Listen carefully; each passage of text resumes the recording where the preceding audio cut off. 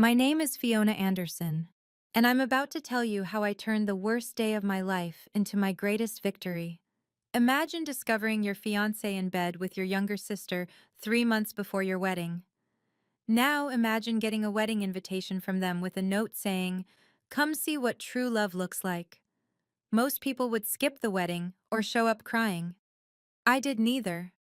I showed up in a stunning white dress, with a secret that would destroy their perfect day and change our lives forever. The look on my sister's face when she realized she'd just lost $8 million? Priceless. But I'm getting ahead of myself. Before I continue, please take a moment to like and subscribe, but only if you genuinely enjoy this story. I'd love to know where you're watching from and what time it is there. Now let me take you back to where it all began. The whispers started the moment I walked through the heavy oak doors of St. Catherine's Cathedral.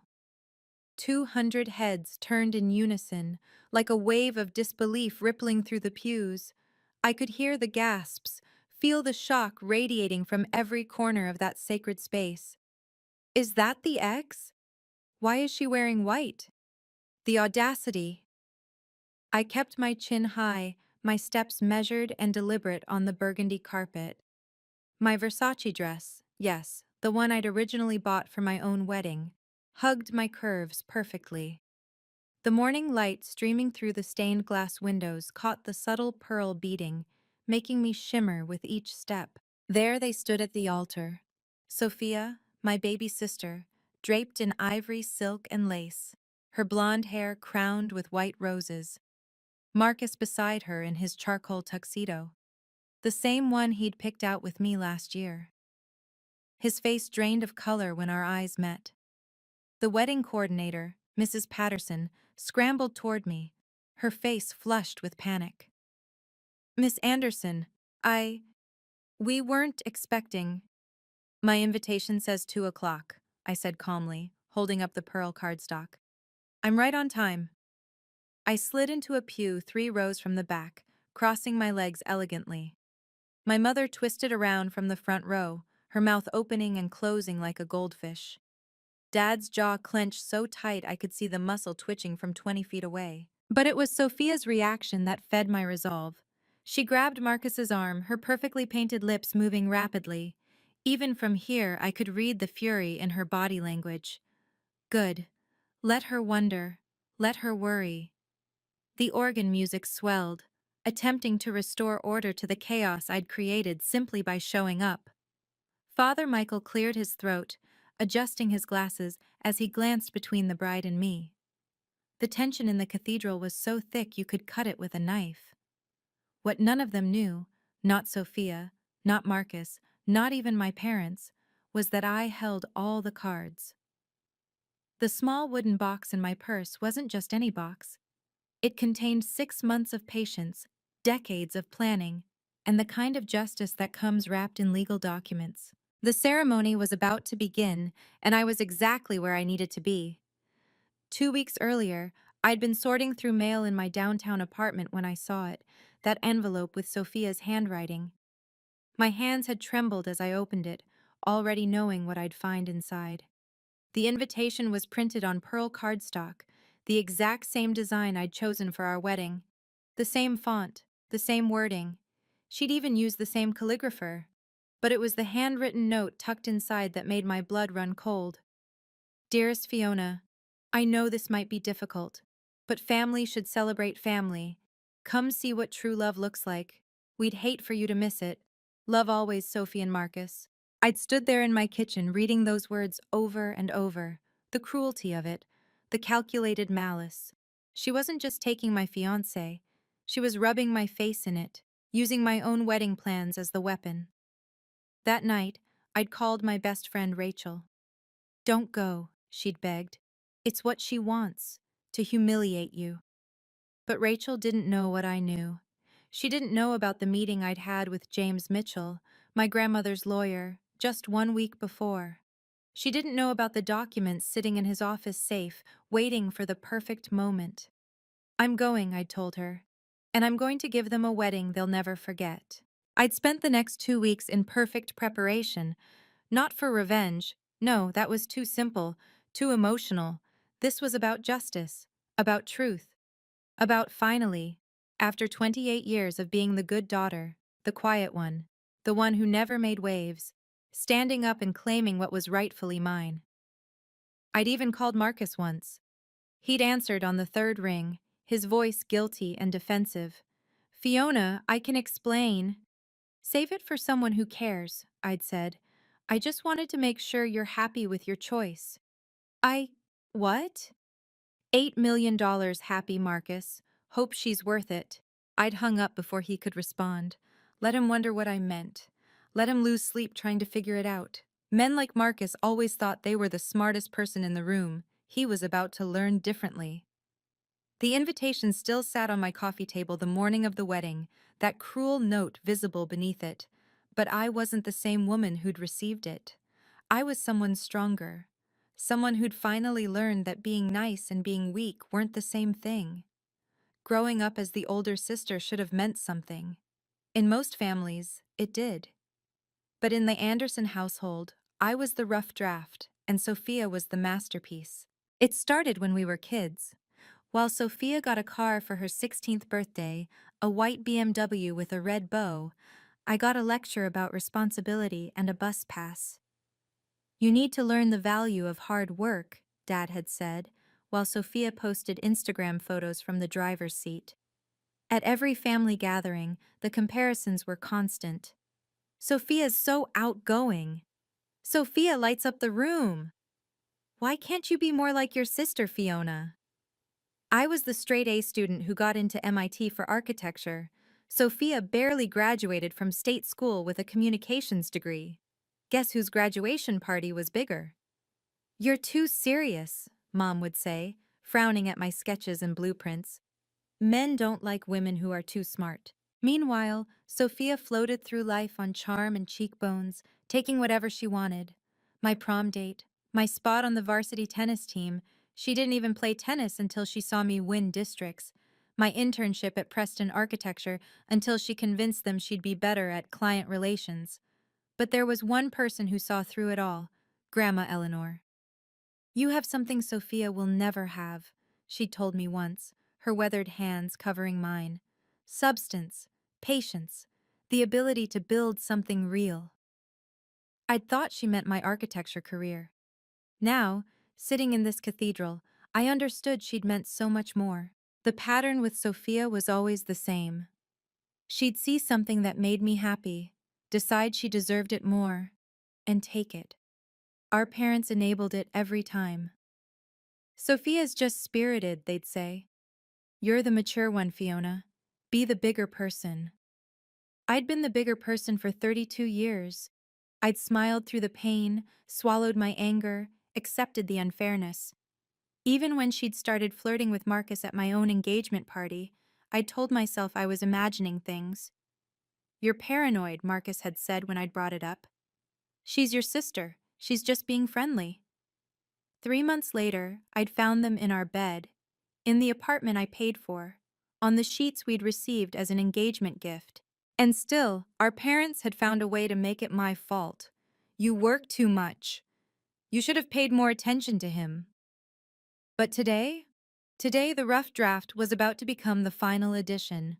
Sophia's betrayals had a pattern, like a signature on a crime scene. She always wanted what was mine. But Marcus? He was her masterpiece of cruelty. It started in high school with Jake Morrison. We'd dated for 6 months, my first real boyfriend. The night of homecoming, I found them making out in his car. "He kissed me," she'd cried to our parents. "I tried to stop him." Jake was banned from our house, and I was told to stop being so dramatic. Then came the Pemberton Scholarship. I'd worked 3 years for it, volunteering, maintaining a 4.0, building houses with Habitat for Humanity. The day before final interviews, my portfolio mysteriously disappeared.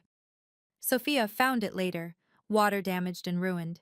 She went to the interview instead, claiming she'd always been interested in humanitarian work. She got the scholarship. She never used it for anything humanitarian. But those were just warm-ups compared to Marcus. We'd met at an architecture conference. He was charming, ambitious, everything I thought I wanted. For 2 years, we built a life together. We had plans, a firm of our own, a house in the suburbs, maybe kids someday. Sophia had been living in Miami then, working as an influencer. She came home for Thanksgiving last year, saw my ring, saw my happiness, and something shifted in her eyes. I should have known then. By Christmas, she was texting him constantly. Work stuff, she'd say. She didn't work in architecture. By Valentine's Day, she was showing up at our dinner dates. What a coincidence! By April, I was finding her earring in our bedroom. Marcus said I was crazy, that it must have fallen out when she'd helped us move furniture. 3 weeks later, I came home early from a business trip. The sound that escaped me when I saw them wasn't quite human. But what hurt more than the betrayal was Marcus's first words. She's everything you're not. Spontaneous, fun, exciting. All the things that meant not boring like Fiona. They moved in together the next week. Our parents threw them a housewarming party. I wasn't invited, but Mom made sure to tell me how happy they looked. But here's what Sophia never understood about taking everything from me. She never bothered to look closely at what she was stealing. She saw the surface, the handsome fiancé, the ring, the wedding plans. She didn't see the debt, the lies, the credit cards Marcus had opened in my name. She definitely didn't see what Grandma had seen, or what was waiting in that wooden box. The numbers haunted me at night. $50,000. That's what I'd already spent on our wedding. Deposits I couldn't get back. The dress, the venue, the catering for 200 guests who would now be watching my sister marry my fiancé. But the financial hit was just the beginning. The morning after I'd caught them, I'd walked into Brennan and Associates, where I'd worked for 7 years, to find everyone staring. Someone had seen Marcus leaving our apartment building with a suitcase. Someone else had seen Sophia's Instagram story from my bedroom. By lunch, I was the office scandal. Maybe you should take some time off, my boss Richard had suggested. Just until things calm down. That time off cost me the Waterfront Plaza project. A $40 million development I'd been leading for 2 years. They gave it to Bradley, who'd been there 6 months. We need someone without distractions, Richard had explained. The promotion I'd been promised? Gone. The bonus I'd been counting on to pay off my student loans? Evaporated. My professional reputation? In tatters. Meanwhile, our family's architecture firm, Anderson and Associates, the company Grandma Eleanor had built from nothing, was hemorrhaging money. Bad investments my father had made. Contracts that fell through. We were 3 months from bankruptcy, though my parents kept pretending everything was fine. We need Sophia's wedding to be perfect, Mom had said just last week. The Thompsons are coming and they might invest. The Thompsons. Marcus's wealthy parents who had no idea their son was drowning in gambling debt. Dad had actually called me about it. You should come to the wedding, Fiona, for the family business. She stole my fiancé. You need to stop being so selfish. This is bigger than your feelings. I'd hung up on him. Then I'd called my accountant and learned exactly how bad things were. If the company went under, I'd lose everything. My inheritance, my portfolio, my entire future. That's when I'd really started paying attention to the documents James Mitchell had been trying to show me. That's when I'd learned what Grandma Eleanor had really left behind. Your grandmother was a very smart woman, James had said, sliding the papers across his desk. She knew exactly what she was doing. The company was worth $8 million, if you knew where to look. And Grandma had made sure I would be the one looking. Dad actually said I should have tried harder to keep Marcus happy. As if his happiness was my responsibility. As if I was the one who'd failed. The social media massacre started within hours. Sophia had posted their engagement photo on every platform, that perfect sunset shot on the beach, her hand strategically placed to show off my grandmother's ring. The one Marcus had proposed to me with. The caption read, "When you know, you know. Sometimes love finds you in unexpected places. Can't wait to marry my best friend. True love. Soulmates. Blessed bride." 500 likes in the first hour. Comments from our mutual friends, my friends, congratulating her. You two are perfect together. Love wins. So happy for you both. Not one person asked about me. At work, I became invisible in a different way. Conversation stopped when I walked by. Lunch invitations dried up. The annual gala I'd organized for 5 years, they asked Jennifer to take over. We just think you need less on your plate right now, Richard had said. My college roommate, Ashley, unfriended me after Sophia told everyone I'd been emotionally abusive to Marcus. My book club disbanded rather than pick sides. Even my yoga instructor suggested I might be bringing negative energy to class. The worst part was the pity. The few people who still talked to me looked at me like I was broken. How are you holding up? They'd ask, voices dripping with fake concern, hungry for drama to share at happy hour. Rachel stayed loyal, but even she didn't understand. Just move on, she'd said. Living well is the best revenge. But I wasn't interested in revenge. I was interested in justice. There's a difference. Sophia's social media became a daily torture I couldn't stop watching. Pictures from my vendors, my florist, my caterer, my venue. She was literally living my wedding, just with a different groom. No, the same groom I'd chosen. The one who was supposed to be mine. Tasting cakes today, with a photo at Minette's Bakery, where I'd already put down a deposit. Found the dress! At the same boutique where I'd bought mine. Planning the honeymoon of our dreams! To Italy. The exact itinerary I'd researched for months. Each post was a knife, twisted with precision. She knew I'd see them. She was counting on it. But while she was posting pictures, I was having different conversations. With lawyers, with accountants, with people who'd worked with Grandma Eleanor for decades. Your sister has no idea, does she? James Mitchell had asked during our third meeting. No, I'd replied, finally allowing myself a small smile. She's too busy planning her perfect wedding. If you've ever been betrayed by someone you trusted, you know this pain. But here's where the story takes an unexpected turn. Before I reveal what was in that box, I want to ask you something. What would you have done in my situation?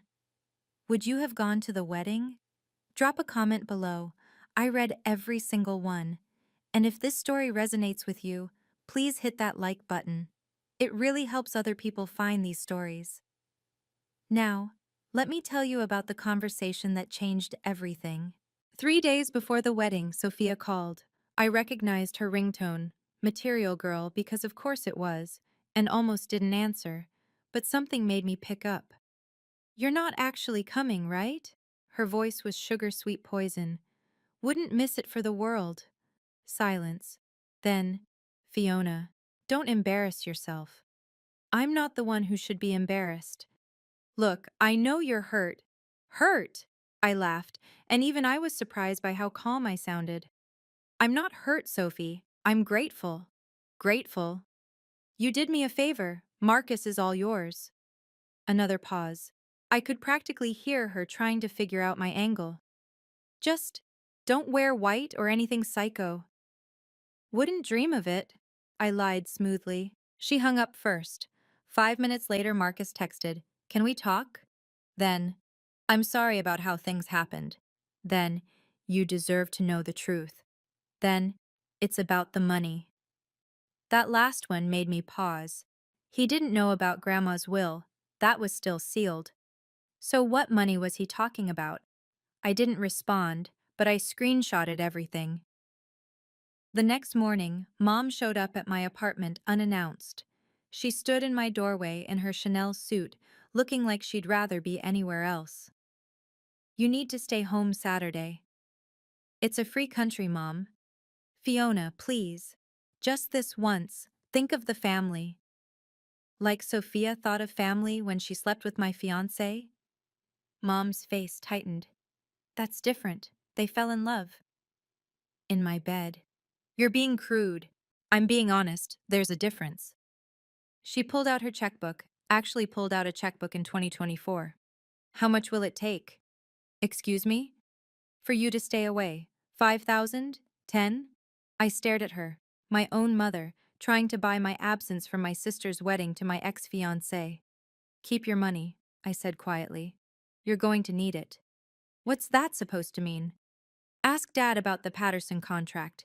Ask him about the loans he took out against the company. Her face went pale. How do you— Goodbye, Mom. After she left, I called James Mitchell. Is everything ready? The documents are authenticated and sealed. The board members have been notified to be on standby. And the timing? Whenever you're ready, Miss Anderson. Your grandmother made sure of that. I hung up and looked at the white Versace dress hanging on my closet door. Almost time. The family intervention came Friday night, less than 18 hours before the wedding. They ambushed me at my apartment. Mom, Dad, and Aunt Patricia, the family enforcer. This has gone far enough, Dad started, settling into my couch like he owned it. You will not ruin your sister's wedding. I'm not ruining anything. I'm attending as invited. Aunt Patricia clutched her pearls.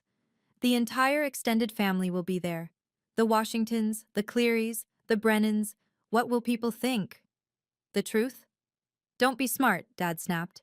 The company needs this wedding to go perfectly. Marcus's family has connections. Marcus is 200,000 in debt, I said calmly. Did he mention that?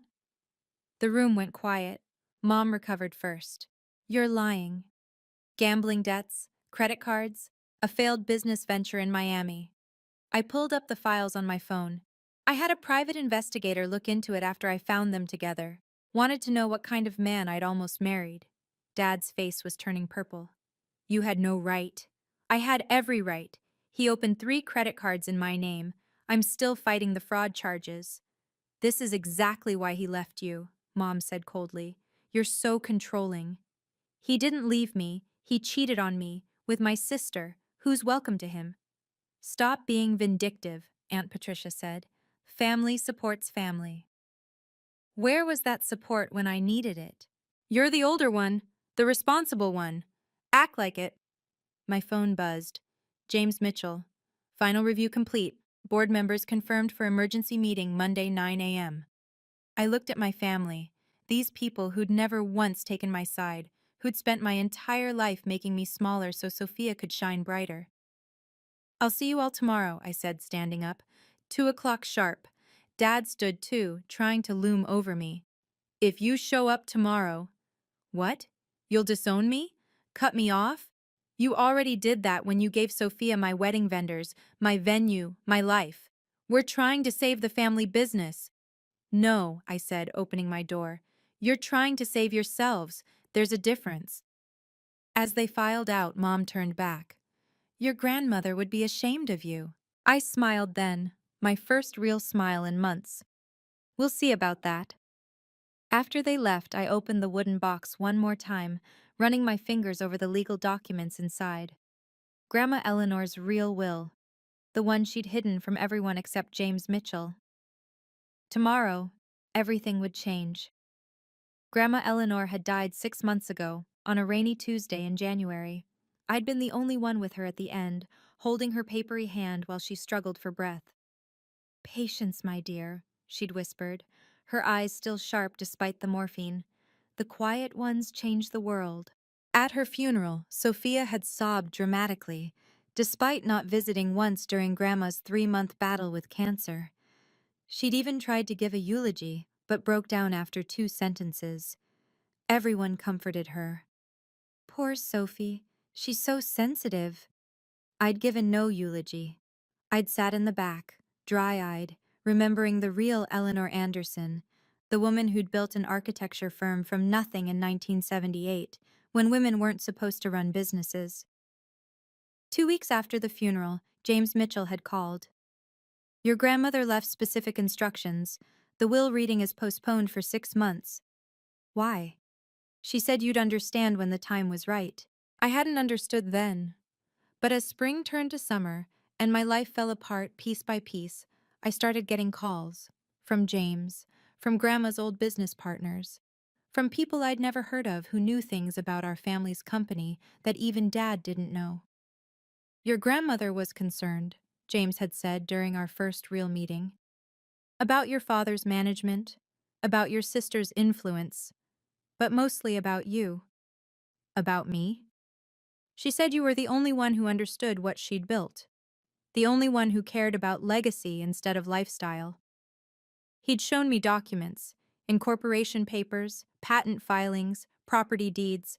Anderson and Associates was worth far more than anyone knew. Grandma had been quietly buying back shares for decades, placing them in a trust. But there are conditions, James had explained, very specific conditions. The main one, the heir had to be unmarried or married to someone approved by the board of directors. Grandma's hand-picked board, not Dad's golf buddies. Someone financially stable, someone of good character. She knew, I'd said, understanding finally dawning. She knew about Marcus. She suspected. She also knew about your sister's patterns.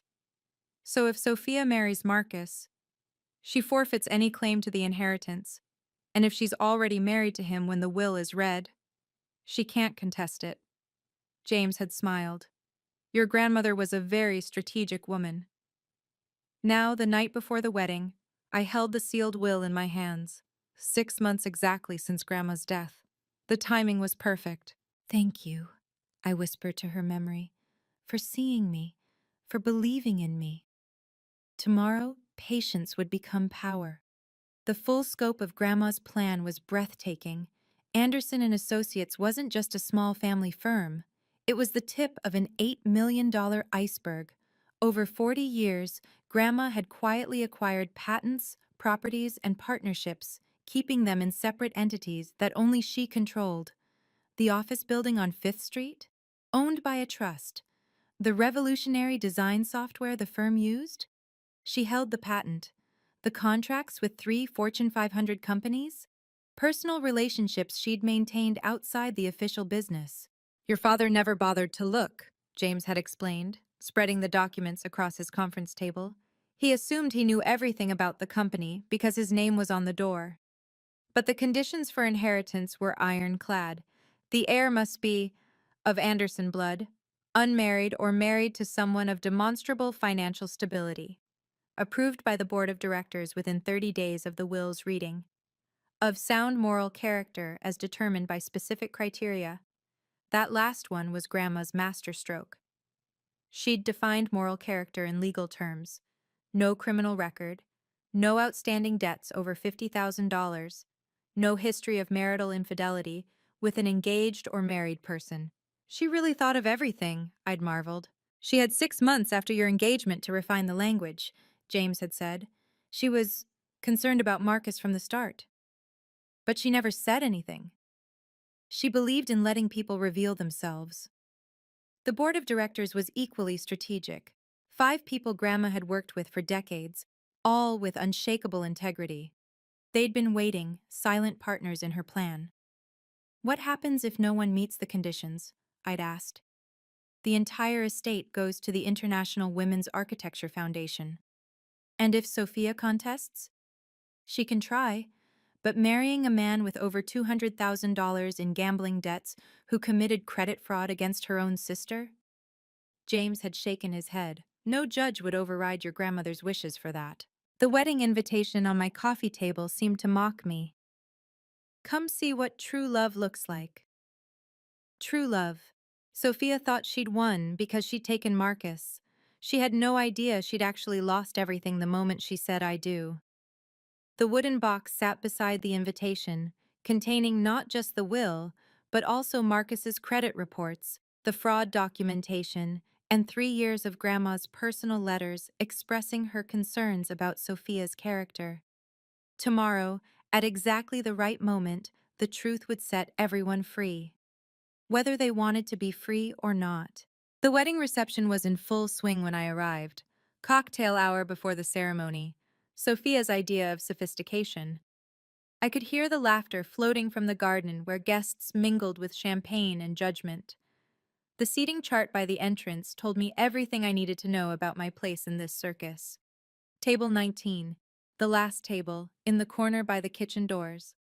I was seated with the catering staff's families and plus ones who'd been added last minute. Fiona? Brittany, one of Sophia's bridesmaids, appeared with a gaggle of others. They all wore matching blush pink dresses and identical smirks. "We didn't think you'd actually come." "Wouldn't miss it," I said smoothly, signing the guest book with a steady hand. They giggled behind manicured hands, already texting furiously. Within minutes, the whispers spread through the garden like wildfire. I made my way outside, where 200 guests pretended not to stare. The garden was decorated exactly as I'd planned for my wedding. White roses, string lights, even the same string quartet playing Pachelbel's Canon. Then I saw him, Richard Brennan, CEO of Brennan Industries, our biggest potential client. He was chatting with Marcus's parents, who were putting on their best show of wealth despite their son's debts. "Fiona," Richard nodded, clearly uncomfortable. "I didn't expect to see you here." "Family is family," I replied, accepting a champagne flute from a passing waiter. Across the garden, I spotted another surprise. 3 members of Grandma's board. They weren't supposed to be here, but each caught my eye and nodded slightly. James Mitchell had been busy. The wedding coordinator announced it was time to take seats for the ceremony. As I walked past the head table, I heard Sophia's voice from the bridal suite window above. "Is she really here? In white? God, she's so pathetic." Marcus's response was muffled, but I caught the words inheritance and mistake. I settled into my chair at table 19, surrounded by strangers who had no idea who I was. Perfect. I wanted to be invisible until the moment I wasn't. The string quartet shifted to the processional music. Guests turned toward the aisle, phones raised to capture the perfect moment. The bridesmaids began their walk, each one shooting me a look of pity or disgust as they passed. Then came Marcus, taking his place at the altar with barely a glance in my direction. His best man whispered something that made him laugh nervously. The music swelled, everyone stood, and there was Sophia, radiant in white, walking toward her destiny. She had no idea how right she was about true love being revealed today. The ceremony proceeded like a beautifully orchestrated insult. Father Michael spoke about love, commitment, and honesty, while Marcus shifted nervously, and Sophia beamed with triumph. Then came the personal vows. Of course, Sophia had insisted on personal vows. She went first, her voice carrying across the garden with practiced emotion. "Marcus, you came into my life when I least expected it. You showed me what true love really looks like. Some people," she paused, glancing directly at me, "go through life thinking they know what love is. But real love, true love, can't be forced. It can't be scheduled or planned. It just happens. And when it does, nothing and no one can stand in its way."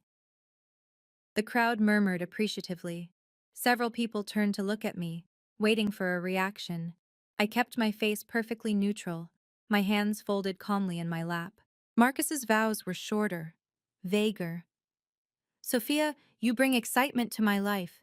You're spontaneous, fun, everything I never knew I needed." He swallowed hard. "You make me feel alive in ways I never expected." I noticed he never used the word love, not once. Father Michael smiled benevolently. "These two souls have found each other against all odds, overcoming obstacles to be here today." Obstacles. Is that what I was now? An obstacle they'd overcome? "Marriage is a sacred bond," Father Michael continued. "It requires honesty, trust, and mutual respect. It requires both partners to come together freely, without reservation or hidden agendas." I saw Marcus's jaw clench at hidden agendas. He knew about his debts. He knew what he was really after. But did Sophia?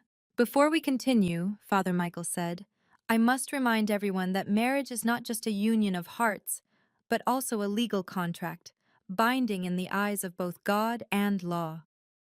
Several of Grandma's board members leaned forward slightly. They knew what was coming. "If anyone here knows of any legal impediment to this marriage, any reason why these two should not be joined in holy matrimony, speak now or forever hold your peace." The garden went silent.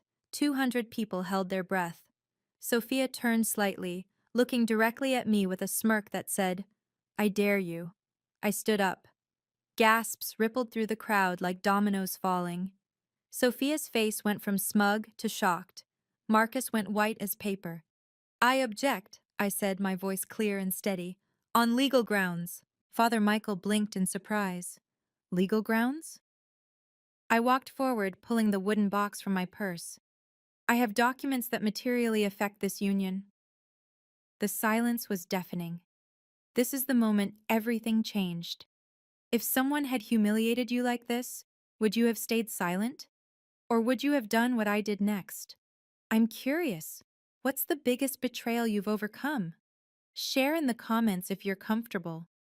Your story might help someone else going through the same thing. And remember, if you're enjoying this, that subscribe button is right there. Now let me tell you about the most satisfying moment of my life. I object on legal grounds. My voice carried across the garden with a clarity that surprised even me. 200 faces turned in unison, a sea of shock and disbelief. Someone's champagne glass hit the ground with a sharp crack. Father Michael looked like he'd never actually had anyone object before. "Miss Anderson, this is highly irregular." "I have documentation that materially affects this union," I said, walking down the aisle with measured steps. My white Versace dress caught the afternoon light, and I heard someone whisper, "She wore white to her sister's wedding." Yes, yes, I did. "Fiona, sit down!" My mother's voice cracked like a whip from the front row. I ignored her, reaching the altar where Sophia stood frozen, her bouquet trembling in her hands. Marcus looked like he might bolt at any second. "These are legal documents," I said, handing the wooden box to Father Michael. "Authenticated and notarized, concerning the estate of Eleanor Anderson and the conditions affecting any marriage within the Anderson family." Father Michael hesitated. "I don't think—" "Read them." James Mitchell stood up from his seat in the fifth row. "I'm James Mitchell, attorney for the Anderson estate. Those documents are legally binding and time-sensitive." Sophia found her voice. "This is ridiculous. You can't just—" "Actually, I can." I turned to face the crowd, my voice carrying clearly. 6 months ago, our grandmother Eleanor Anderson passed away. What most of you don't know is that she left behind a very specific will with very specific conditions. "You're lying," Sophia hissed. "The will was read. I was there." "That was the preliminary will," James Mitchell said, walking forward. "The full estate documentation was sealed for 6 months, as per Mrs. Anderson's explicit instructions. Today marks exactly 6 months since her passing." Father Michael opened the box with shaking hands, pulling out the thick legal documents. His eyes widened as he read. This says the entire Anderson estate, valued at $8 million, is left to Fiona Anderson, conditional upon her marital status?" Gasps rippled through the crowd. I saw Richard Brennan lean forward, suddenly very interested. "It states that the heir must be either unmarried or married to someone of demonstrable financial stability, approved by the board of directors." Father Michael continued, his voice growing stronger. "It also states that any Anderson family member who marries someone with outstanding debts exceeding $50,000 or a history of financial fraud forfeits all claims to the estate." Marcus swayed on his feet. Sophia grabbed his arm, her nails digging into his sleeve. "Furthermore," Father Michael read, "any family member who engages in marital infidelity with an engaged person is permanently excluded from inheritance." The silence was absolute. You could have heard a pin drop in that garden. "How much debt do you have, Marcus?" I asked conversationally. "Last count was over 200,000, wasn't it? Plus the credit cards you opened in my name?" The crowd erupted. Father Michael's voice echoed across the stunned garden as he continued reading from the will, each word falling like a hammer blow.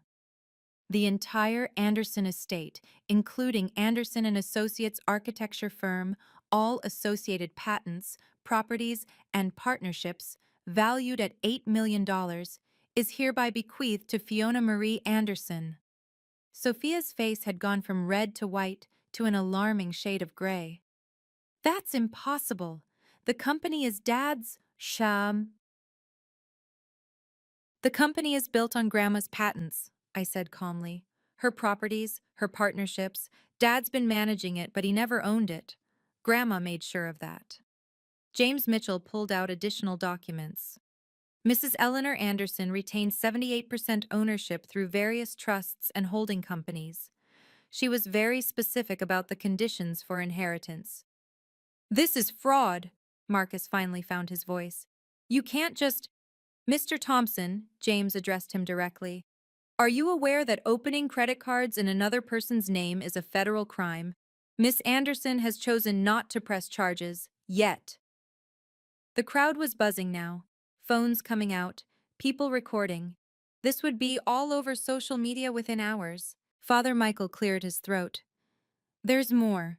It states here that any marriage performed under false pretenses, specifically regarding financial status, or with the intent to defraud, can be challenged in court. We're not married yet, Sophia shrieked. This doesn't apply. Actually, one of the board members, Mrs. Chen, stood up. The moment you announced your engagement publicly, you triggered the morality clause. Marrying your sister's fiancé while he was still engaged to her constitutes demonstrable lack of moral character, as defined in Section 7, subsection 3. You knew? Sophia turned on me, her carefully styled hair coming undone. You knew about this the whole time? I found out 2 weeks ago, I said, right after you sent me that lovely invitation telling me to come see what true love looks like. But if you're married to Marcus, Sophia started desperately. I'm not married to Marcus. You are. Or we're about to be. I turned to the crowd. Marcus Thompson has over $200,000 in gambling debts, 3 maxed-out credit cards in my name, and a failed business that he never disclosed. The board would never approve him. Which means, if I had married him, I would have lost everything too. The implications hit Sophia like a physical blow. She staggered backward, her designer heels catching on her train. You did me a favor, Sophie, I continued. You saved me from making the biggest mistake of my life. And in return, you get Marcus, debts and all, while I get the company, the properties, and the future grandma always intended for me. The prenup, Marcus suddenly shouted. Sophie, the prenup you signed. Everyone turned to stare at him. What prenup? Sophia's voice was barely a whisper. The one where you agreed to keep finances separate, Marcus said desperately. Where you waived claims to each other's assets. You mean the one protecting your assets? Sophia laughed hysterically. What assets, Marcus? Your debt? The garden erupted into chaos. The unraveling happened in real time, like watching a building collapse in slow motion. Marcus grabbed Sophia's hands, his voice desperate. Sophie, we can work this out. She yanked away from him. Work what out? You're broke. You lied to me. I never lied. You said you were successful. You said you had investments. I do have investments. In what? Poker games? She was screaming now, mascara running down her cheeks. You knew about the inheritance? You knew and you chose me anyway? Marcus's silence was damning. The truth was written all over his face. He'd thought Sophia would inherit, not me. He'd bet on the wrong sister. You used me, Sophia whispered, the realization hitting her. You couldn't get Fiona's money, so you thought you'd get mine. My parents had rushed to the altar, Mom trying to salvage something, anything. This is a family matter. Everyone, please. Mrs. Anderson, Richard Brennan's voice cut through the chaos. Is it true your husband has been managing a company he doesn't actually own? Dad's face went purple. This is preposterous. Actually, James Mitchell interrupted, I have documentation here showing that Mr. Anderson has taken out several loans against company assets he doesn't own. That's fraud. The board will be pursuing legal action. The board? Dad sputtered. What board? I'm the president of a company you don't own, Mrs. Chen said calmly. Your position is terminated effective immediately. Miss Fiona Anderson is the new CEO, pending board approval, which I can assure you she'll receive unanimously. The dominoes kept falling. Marcus's parents were backing away from the altar, his mother's face a mask of horror as she realized her son's debts were now her problem again. The Thompsons, who'd been so proud moments before, looked like they wanted to disappear. "The wedding is off," Father Michael announced unnecessarily. The altar looked like a war zone. Sophia's bouquet trampled, Marcus's boutonniere crushed, the unity candle knocked over. "This isn't over," Sophia snarled at me, her fairy tale princess image completely shattered. "I'll contest this. I'll sue." "With what money?" I asked quietly. "You just quit your job to plan this wedding. Marcus is in debt. Mom and Dad are about to be investigated for fraud. And you signed a prenup waiving financial claims." The truth of her situation hit her like a sledgehammer. She'd given up everything for a man who was worse than broke. He was a liability. "Grandma always said you were special," Sophia said bitterly. "Her precious Fiona." "No," I corrected. "She said I was patient. There's a difference." James Mitchell stepped forward. "The board meeting is Monday at 9 a.m. Miss Anderson, we'll need you there to formally accept your position." I nodded, then looked at the stunned crowd. "Thank you all for coming. I believe the reception is still paid for. My deposit, actually. Please enjoy the party." Then I turned and walked back down the aisle, leaving chaos in my wake. The legal machinery started turning before I even reached my car. James Mitchell was a maestro conducting a symphony of consequences. "Mr. Thompson," he called out, stopping Marcus from fleeing. "You'll need to stay. The police have some questions about those fraudulent credit cards." Two officers had appeared. Apparently, James had anticipated this moment. They weren't arresting Marcus, not yet, but the questioning would be enough to destroy what was left of his reputation. "This is entrapment," Marcus shouted. "She set me up." "You set yourself up the moment you committed fraud," Officer Williams said calmly. "We just need to verify some signatures." Meanwhile, the board members had cornered my father. Mrs. Chen was holding a tablet, scrolling through financial records. "Mr. Anderson, can you explain this withdrawal from the company account? And this one? And these 17 others? Those were business expenses. For your personal mortgage?" Mr. Yamamoto, another board member, raised an eyebrow. "That's embezzlement." "I'm the president." "Were," Mrs. Chen corrected. "Were the president of a company you never owned." The wedding guests had split into two camps, those fleeing the drama and those recording every second. I saw at least 3 people live streaming. #wedding crash. Grandma was probably already trending. Sophia tried one last desperate play. "Wait, if Marcus and I don't get married, then Fiona can marry him and lose everything?" I laughed, actually laughed. "Sophie, I wouldn't marry Marcus now if he was the last man on earth. Besides, the fraud charges make him ineligible under Grandma's morality clause. He's toxic to any Anderson inheritance." "You planned this," she accused. "You knew I'd steal him. I suspected you'd try.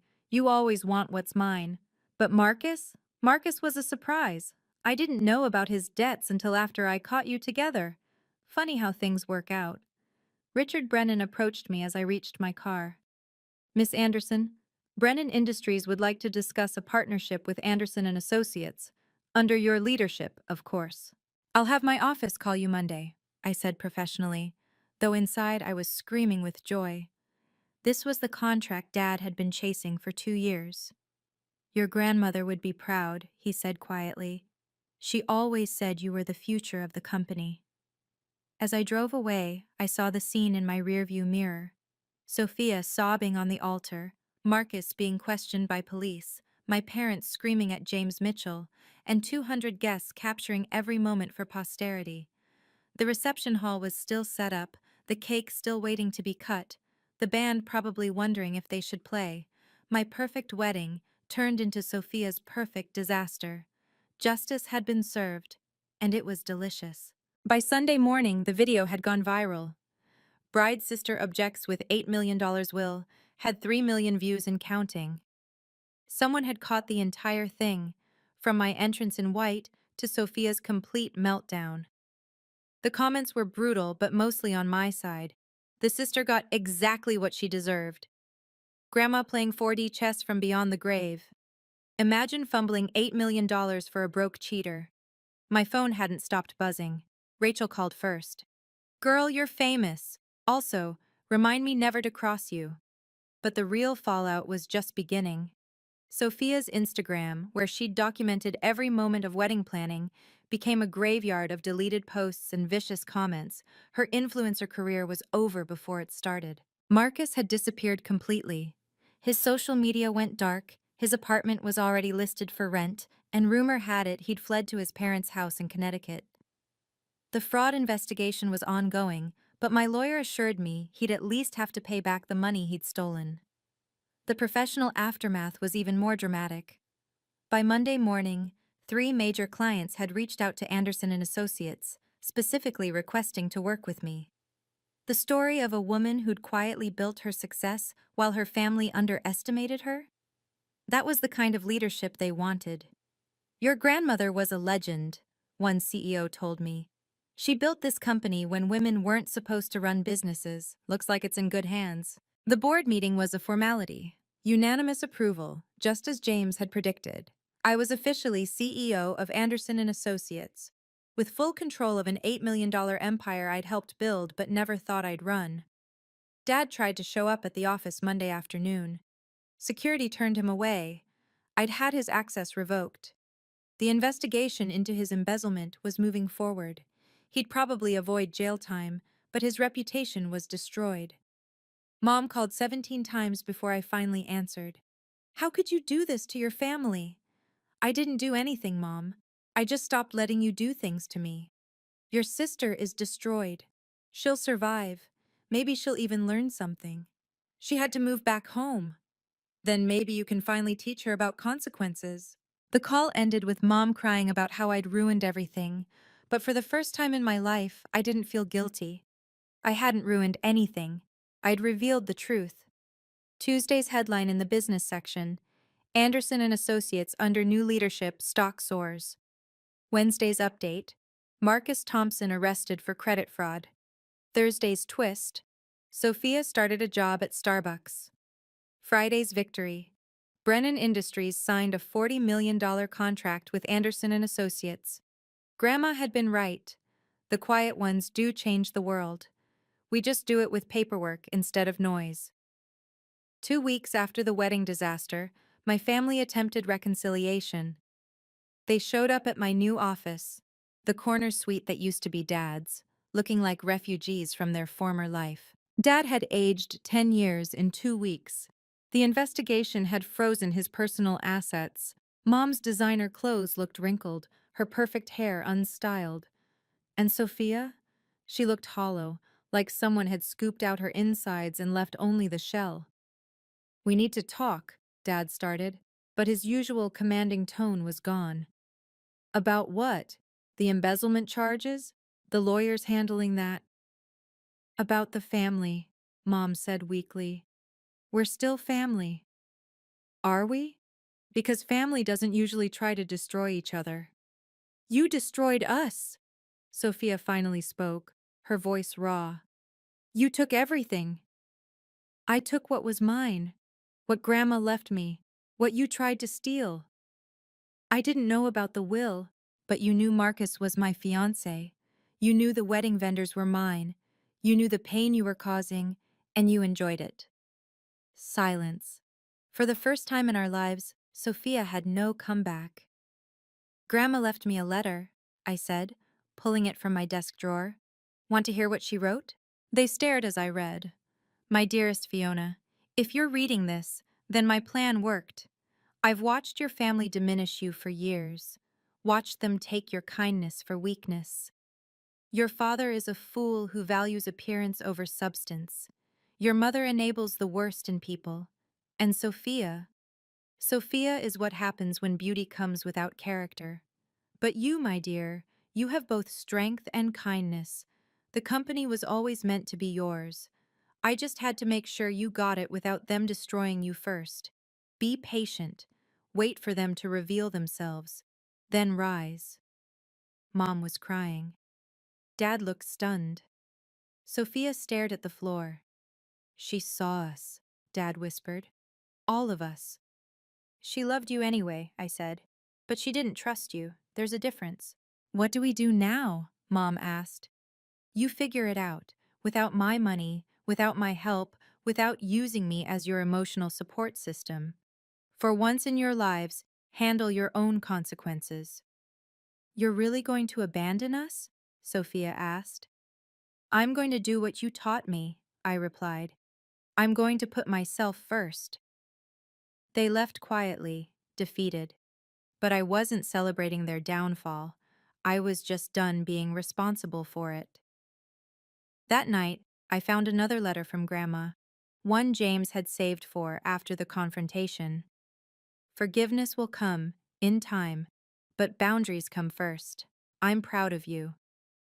She'd known everything, planned everything, even this. 6 months later, my life was unrecognizable in the best possible way. Anderson and Associates had landed 3 major international contracts. We'd hired 50 new employees, including some of the best architects in the country who wanted to work for a firm that valued merit over nepotism. The company was thriving under my leadership, and everyone knew it. The fraud charges against Marcus had stuck. He'd pled guilty to avoid jail time but would be paying restitution for years. Last I heard, he was working at his uncle's car dealership in New Jersey, probably sweet-talking customers the way he'd once sweet-talked me. Sophia had surprised everyone, maybe even herself.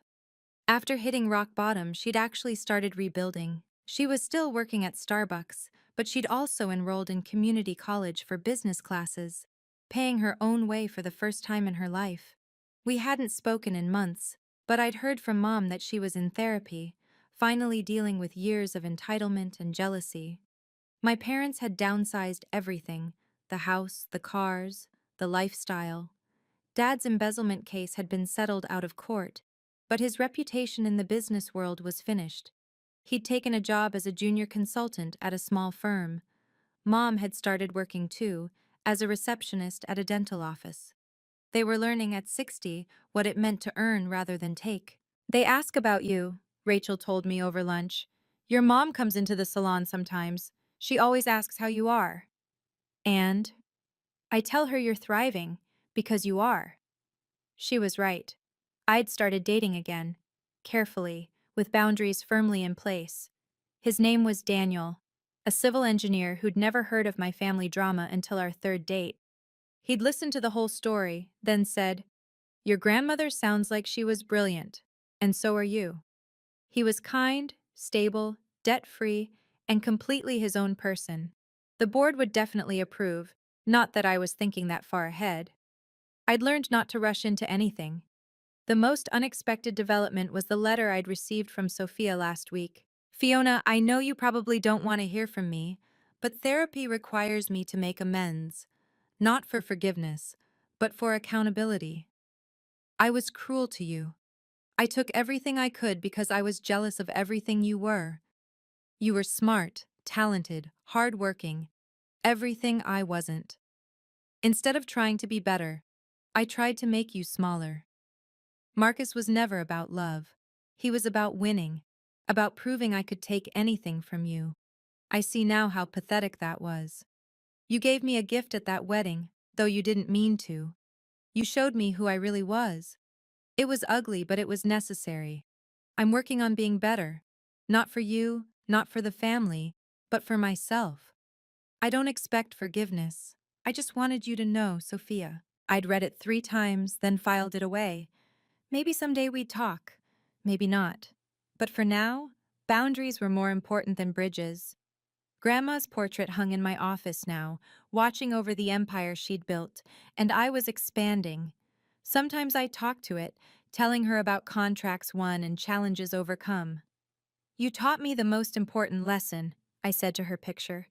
"That being kind doesn't mean being weak, that patience isn't the same as passivity, and that sometimes the best revenge isn't revenge at all, it's just living your truth and letting others face theirs."